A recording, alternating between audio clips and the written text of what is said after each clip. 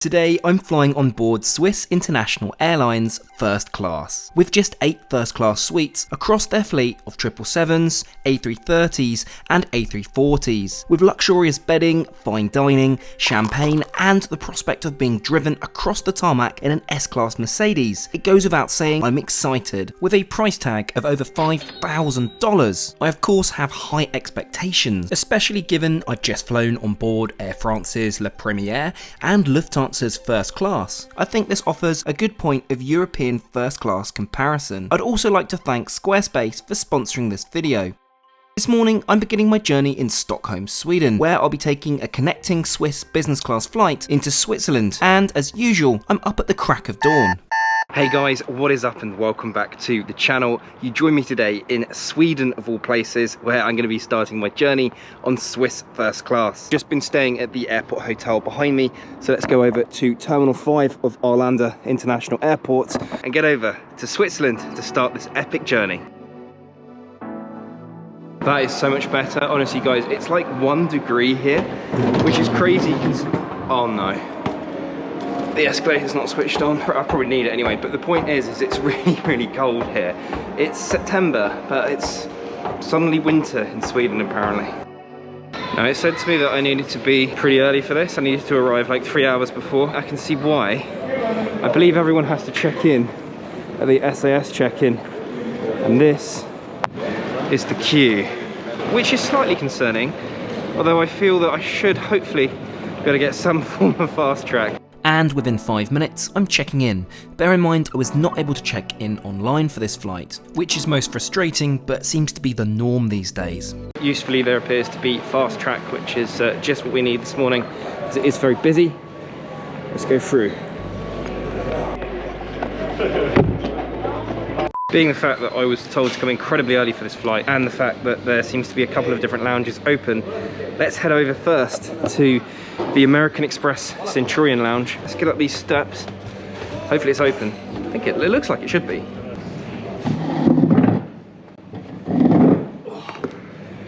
Well, welcome to the Amex Centurion Lounge. This is good. I'm very impressed so far. It looks like it's actually going to be a proper lounge experience. More than what I can say the likelihood of what the SAS lounge is like. But of course we will try that as well. We're going to do everything today. Thanks so much. I find it really strange how the Amex Centurion lounges are always so much better outside the US. Right, before I break all my gear, let's drop into the SAS lounge. Seems pretty nice actually. It's better than I was expecting. Let's go and set up camp over here. This is the lounge that you get access to on when flying Swiss in their business, or if you're a Star Alliance Gold member as well. Let's go and see what we've got on offer this morning. All in all, not a bad selection whatsoever. Given that I've just had a pretty good breakfast over in the American Express lounge, I'll be partaking in just a water. I think I do get catering on board the flight. Of course, we're flying first today, so I want to make sure that I save myself largely for that. Usefully, the flight is over at the other side of the airport and it's boarding now, so... Well, as always, it wasn't, but airports love to give the illusion that you're constantly running late. Time to get aboard the first flight of 2 today, over firstly to Zurich. My seat's been reassigned. Swiss and Lufthansa have a habit of doing this. They've got some frequent flyer on status member, they'll end up turfing you out of your seat. Hang on, you ask, I've been moved from my seat. Let me explain as we get on board. One of the perks of being a HON Circle member, something I'm not, is it allows said member to move you out any seat which they want. In this instance, it's one I've booked 6 months ago. This system can even forcibly downgrade you in some situations. In a strange turn of events, this HON member didn't make the flight, which meant after asking the FA, I was able to move back to my originally assigned seat. Personally, I find this perk a joke, as it could potentially ruin a paying customer's experience, for example separating a honeymooning couple, all because of one disorganised HON member. Come at me HON guys, I know you're furiously typing a comment already. As we push back, the safety video is screened. Within a few minutes, we taxi over to the runway and take off bound for Switzerland.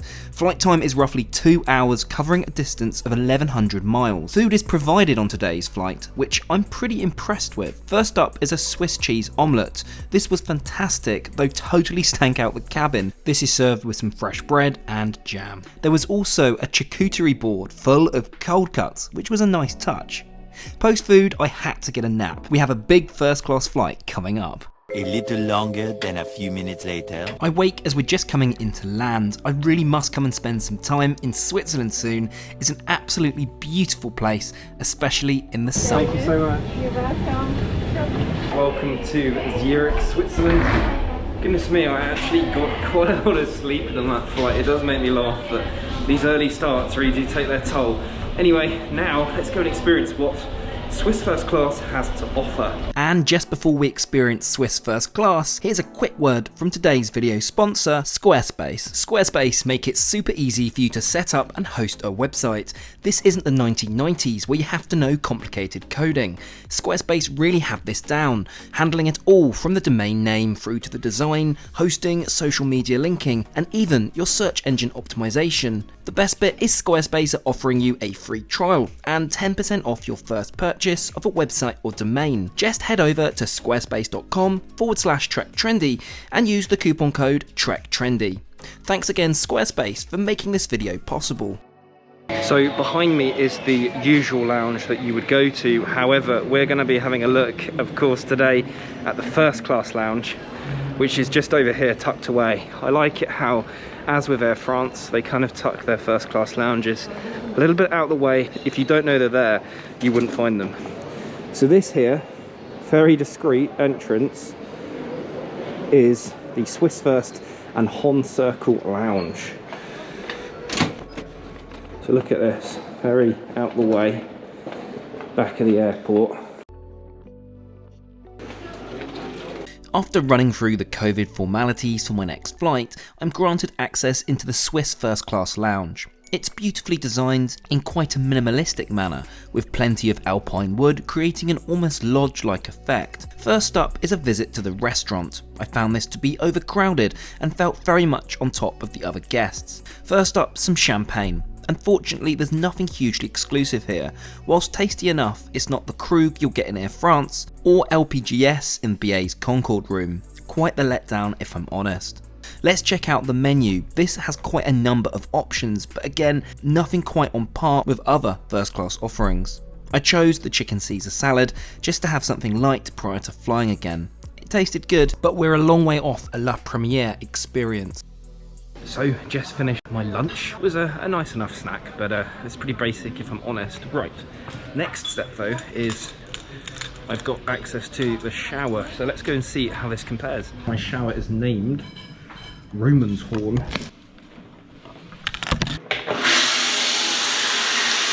A few moments later. Right, there we go, much better. By the way guys, how cool is that clock? Like a Breitling automatic watch on the wall. But yeah, anyway, so there we go, that's the shower, all done. I have to say, you can't really beat having a shower in between flights. It makes you just feel so brilliant and fresh.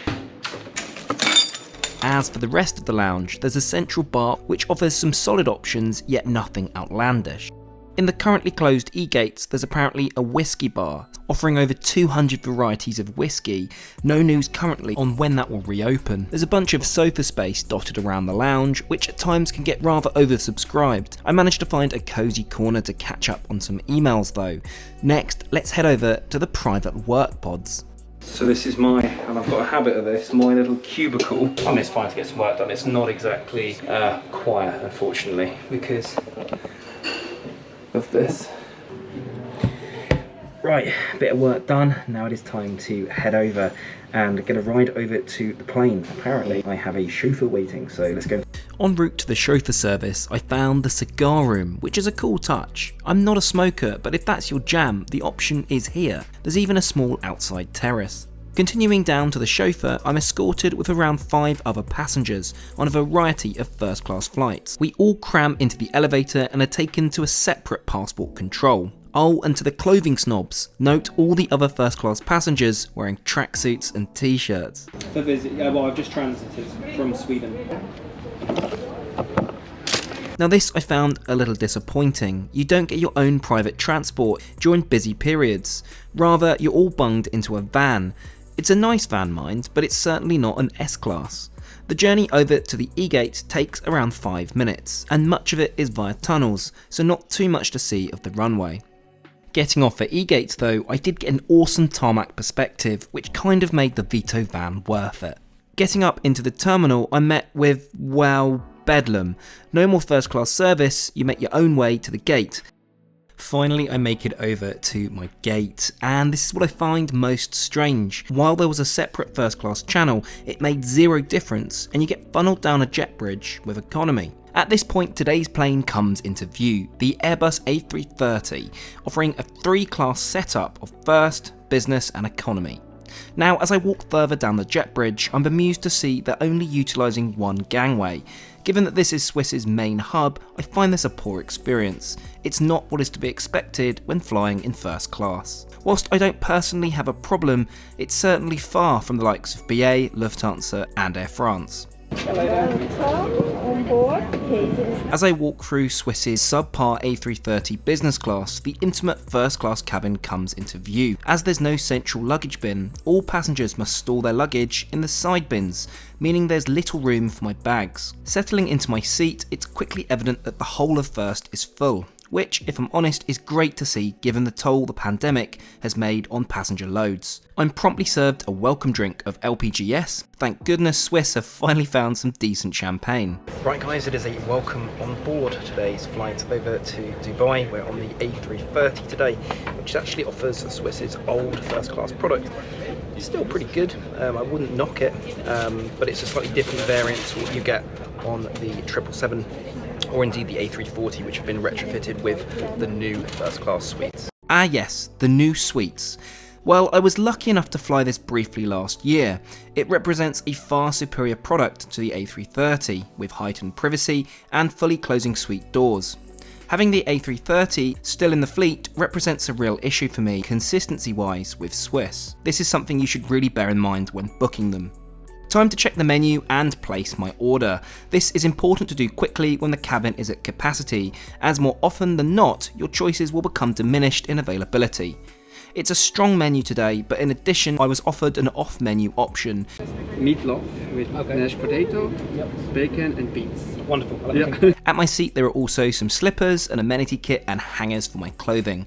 More on this later. With the plane fully loaded and doors closed, it's time to push back off stand. The safety video is screened and I put my seatbelt on. In no time at all, we're hurtling down the runway, off on the 3,000-mile journey to Dubai. One of my favourite things about departing Switzerland are the incredible views you get out over the Swiss Alps. It's not long before we level out and dinner service begins. My table is set and I'm served an amuse-bouche of tuna paste with salmon wrapped in veal. It was tasty. More items were then set out on my table. The bread was fresh and delicious and served with olive oil and butter. Swiss also provide these oversized salt and pepper shakers.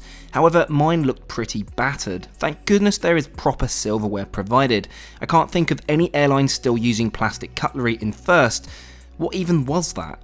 My starter was of Balik salmon and marinated lobster, and it was phenomenal. This was washed down with a refill of the delicious LPGS. Swiss are really making up for the subpar ground service on board so far. Next up, I went for the seasonal soup, which was a spicy Thai dish. I love how this is presented, top marks.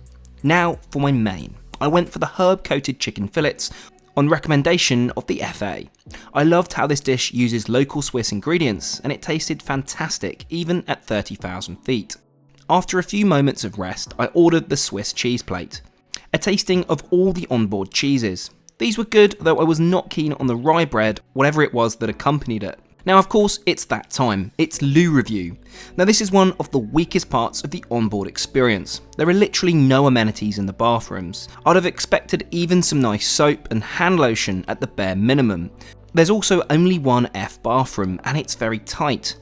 Talking of amenities, this is my Bali amenity kit, which was fab, coming with La Prairie cosmetics, Swiss branded face masks, herb lozenges, which are always important, and of course a dental kit. The highlight for me was actually the bally bag itself. Nice work, Swiss. I'm also supplied with slippers, which were fine but nothing like Lufthansa's or Emirates.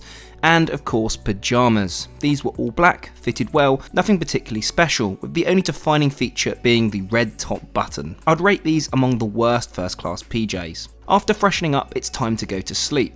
The FA kindly made my bed for me whilst I was in the bathroom. The bedding is lovely, complete with a mattress pad and fluffy pillow. My only change would be an additional pillow as an option. Whilst in bed I was offered some Swiss chocolates, which were of course divine. I'd like to mention at this point the FA I had today was outstanding. He really made up for some of the lackluster elements of this product. Now it's time to get some rest, given I was up so early. I turned in and slept, to be honest, like a baby for a good couple of hours. One eternity later. I awoke just as we're on final approach. A quick change of clothes later, seatbelt on, and we're coming into land into DXB. Okay, yeah. Thank you, bye-bye.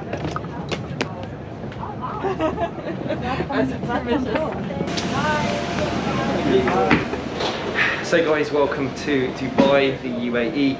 It was a lovely flight over from Zurich. I have to say I'm a little bit tired, but it's a good job it's the evening here. I'm going to take a nice relaxing sleep and enjoy the rest of my time in Dubai. So thanks very much for watching. I'll catch you guys all again next week.